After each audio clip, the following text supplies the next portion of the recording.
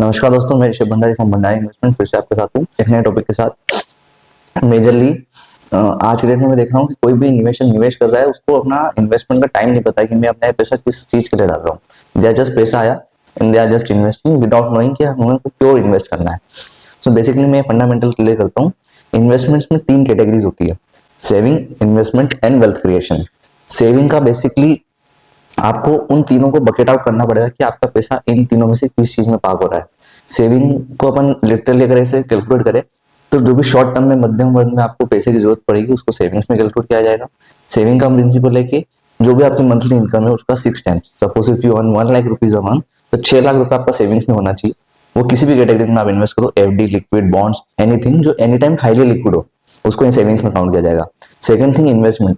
ऐसी कोई भी चीज जो आप टाइम बाउंड होकर इन्वेस्ट कर रहे हो उसको इन्वेस्टमेंट में कैलकुलेट किया जाएगा कि आप उसको लॉन्ग टर्म भी दे रहे हो और समय के अंतराल बांध रहे हो, उसको इन्वेस्टिंग कहा जाएगा। और ऐसी कोई भी चीज, जैसे आप चाइल्ड एजुकेशन को ले लीजिए, चाइल्ड मैरिज को ले लीजिए, रिटायरमेंट को ले लीजिए, dream home, dream car, anything which is time bounded is called investing. Suppose if you have newborn baby, you have started investing for you know that child education is very expensive today. It's around 40 to 50 lakh rupees a year fees of child college.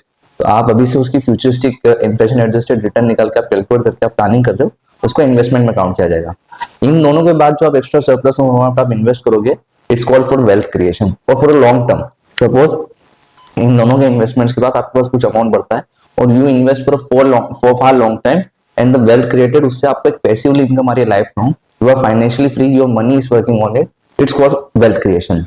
तीनों का एक अपना module है, तीनों को अपनी तरह से इन्वेस्ट करना चाहिए। सपोज आज मेरे पास जो भी कैटेगरी डिवीजन हो रही है monthly, I will park on that category in division of in 3 portfolios.